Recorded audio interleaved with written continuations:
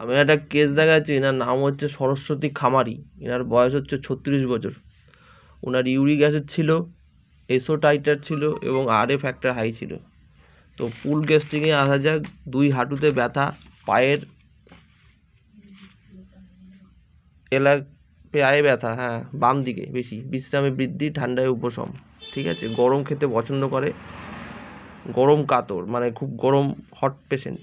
চর্মরোগ হয়েছিল আগে, বাবার বাত ছিল, উনি রাগ পুষে রাখে এবং লোকজন প্রিয়, তাড়াতাড়ি কাজ করে, ঝুট ঝামেলা পছন্দ করে না, অল্পতে কান্না করে। তা প্রথম দেওয়া হয়েছিল পালসিলিলা। তা পালসিলিলার পরে আস্তে আস্তে ওনার মেডিসিন লিডাম, অ্যাসিড ফ্লোর, কেননা ওনার অ্যাসিড ফ্লোরের ব্যাপারটা আসি। অ্যাসিড ফ্লোর হচ্ছে ওনার টাক পোকা ছিল 1 বছর থেকে, এবং ঋতুস্রাবের সমস্যা ছিল, দুর্গন্ধ ছিল ঘামে। তো টাক পোকাও ভালো হয়ে গেছে।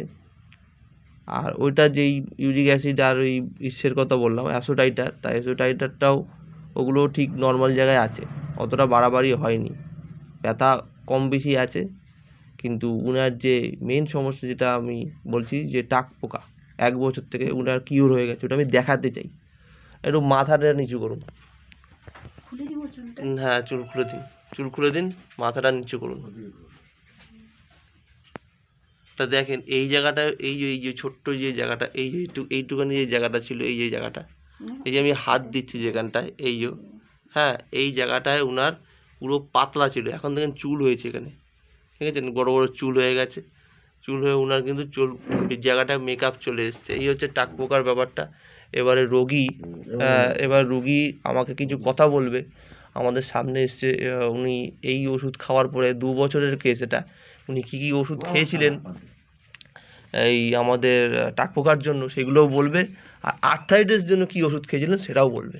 একটু টাক পোকা প্রথমে বলুন, যে এই টাক পোকা যে হয়েছিল, এই টাক পোকার জন্য আপনি কী কী ওষুধ খেয়েছিলেন হোমিওপ্যাথি এর আগে, আমাকে দেখানোর আগে? মনে নেই আমার ওষুধের। এই ওষুধ কি খেয়েছিলেন এর জন্য? হ্যাঁ, ওই কাঁথিতে হ্যাঁ, হোমিওপ্যাথি আচার্য বাবুর কাছে খেয়েছিলাম। ওটা কত বছর থেকে ওখানে ওষুধটা খেয়েছিলেন?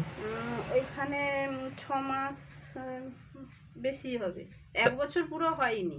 তা উনি কি বললে, এটা কি যাবেন কি যাবে না, কি বলেছিল? উনি বলেছিলেন যে ওষুধ খেতে হবে, তেল লাগাতে হবে।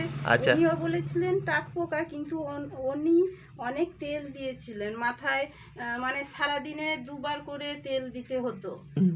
আর সেটাতে চুল উঠতো অনেক। শ্যাম্পু দিয়েছিল, তেল দিয়েছিল। তা ওটাই আপনার কোনো কিছু না না হয়নি? না। আর আমার যখন যে এইখানে যে আমার যে চুলটা উঠেছিল, তার আগে সবসময় যেন কেউ আমার চুলকে ধরে টানছে, মানে মাথায় যন্ত্রণা হতো সেই আর জায়গায়। আমাদের বাতের জন্য কি করেছিলেন, এই যে আর্থ্রাইটিস বাত, যেটা ইউরিক অ্যাসিড এগুলো যে হয়েছিল এর জন্য? তখন তো মানে যখন প্রথম হয়েছিল হুম। তখন এলোপ্যাথি দেখিয়েছিলাম কাঁথিতে। হুম। তারপরে তখন উনি বলেছিলেন 5 বছর একটা ইঞ্জেকশন নিতে। আচ্ছা, তারপর? ওইটা আমি নিয়েছিলাম 3 বছর। হুম। তারপর আমার বিয়ে হয়ে গেল, তারপর আর বাচ্চা টাচ্চা নিলাম, আর ইঞ্জেকশনটা নেওয়া হয়নি। হুম। তারপর যে আবার হলো, হুম। সেও এলোপ্যাথি ডাক্তার, সে হাঁটু থেকে 1 কাপের মতন কি জল বের করিয়েছিল। মানে হাঁটু ফুলে গেছিল, এতটা হয়ে গেছিল হাঁটু। তারপর সেটা, তারপরে যে আবার যে হয়েছিল এই 2 বছর আগে, সেও কাঁথি দেখিয়েছিলাম হোমিওপ্যাথি। সেটাতেও তো মানে যন্ত্রণা কমে গেছিল। তারপর তো আপনার কাছে। আমার কাছে ক বছর ট্রিটমেন্ট করাচ্ছেন, মানে কত হলো, কতদিন এটা? কত, এই তো 4 মাস, না না 3 মাস, 6 মাস হয়ে গেছে তো? 7 মাস হলো এটা। 7 মাস। 7 মাসে আপনার ওষুধ খেয়ে এই ব্যথাটার কথা আমি জিজ্ঞাসা করছি, ব্যথাটা কেমন আছে? না, ব্যথাটা মানে ব্যথাটা যখন আমি আপনার কাছে দেখিয়েছিলাম, আমার পায়ের নিচেরটা বেশি ব্যথা ছিল। তখন এই সকালে যখন আমি ঘুম থেকে উঠতাম, তো পা নিচে আমি ফেলতে পারতাম না। এখন ফেলতে পারেন? হ্যাঁ, এখন ফেলতে পারি। আর মাঝে মাঝে যেরকম বেশি হাঁটাহাঁটি করলে, আর বা কাদায় তো আমি হাঁটতে পারি না। কাদায় হাঁটলে বা বেশি হাঁটাহাঁটি করলে এখন আপনি হাঁটতে পারছেন তো? যেভাবে হাঁটতে পারতেন না সেটাই বলছি।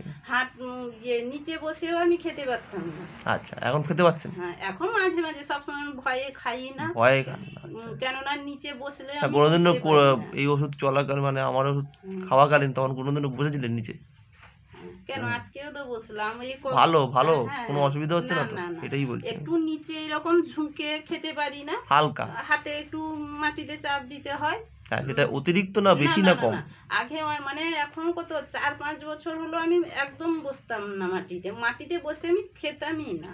এখন বসতে পারছি? হ্যাঁ হ্যাঁ, এখন সবাই বললো যে একটু অভ্যেস করো নিচে বসার। এবার সব ধরো ওই যে কারো লোকের বাড়িতে আমি এই জন্য আমি খেতে যেতে পারতাম না। এখন খেতে পাচ্ছেন তো? হ্যাঁ, এই জন্য একটু ওঠার সময় অসুবিধা হয়। তাহলে ওষুধে আপনার কাজ হচ্ছে, এটাই আমি জানতে চাইছি, যে 2 বছর এই 6-7 মাসের যে ওষুধে ভালোই কাজ হয়েছে। 7 মাসে ওষুধেও তো আমি পুরো 7 মাস আমি পুরোটা কাজ করেনি? না, হ্যাঁ, আমি ওষুধ খাননি? আচ্ছা, আমি কেন? খাইনি ওষুধ। যে আমি তো আসিনি তো। রেখে দেয়নি? আচ্ছা, ওষুধ এই তো যখন 3 মাস। খাননি তখন কি কোনো অসুবিধা হয়েছে? না, এতদিন হয়নি। এখন হচ্ছে, রিসেন্ট হচ্ছে। এই মনে হয় 1 সপ্তাহ হলো একটু হাঁটুটা একটু ব্যথা ব্যথা। কিন্তু এতদিন আপনি ভালোই ছিলেন, সুস্থ ছিলেন। কিন্তু আমি হাঁটতাম। আচ্ছা আচ্ছা আচ্ছা, ঠিক আছে। মানে এই যে সকালে উঠে তো আমি পাটা ফেলতে পারতাম না। যখন আপনার কাছে যখন এলাম, হাঁটুর চেয়ে মনে হয় পায়ের নিচেটা বেশি ব্যথা ছিল, হাঁটুটা কম, একটু পায়ের নিচে বেশি ব্যথা। তাহলে ওষুধে আপনার না হয়েছে। তাহলে এইটাই আমার জানার ছিল, পেশেন্ট বলে দিল যা বলার। তা এতক্ষণ পেশেন্টের সব কথা বললো, যে কী উপকার হয়েছে, কী উপকার হয়নি, কী ব্যাপার, কী বৃত্তান্ত, কতটা ইমপ্রুভ হয়েছে। তো আগামী দিনে এই যে ছোটোখাটো যে ব্যাপারটা আছে, এই উনার যে হালকা পাতলা যে ব্যাপারটা, এটাও উনার পুরোটাই 7 মাসে যখন এতটা কিওর হয়েছে, আর একটুখানি কি হবে না? নিশ্চয়ই হবে। ধন্যবাদ, এইটুখানি।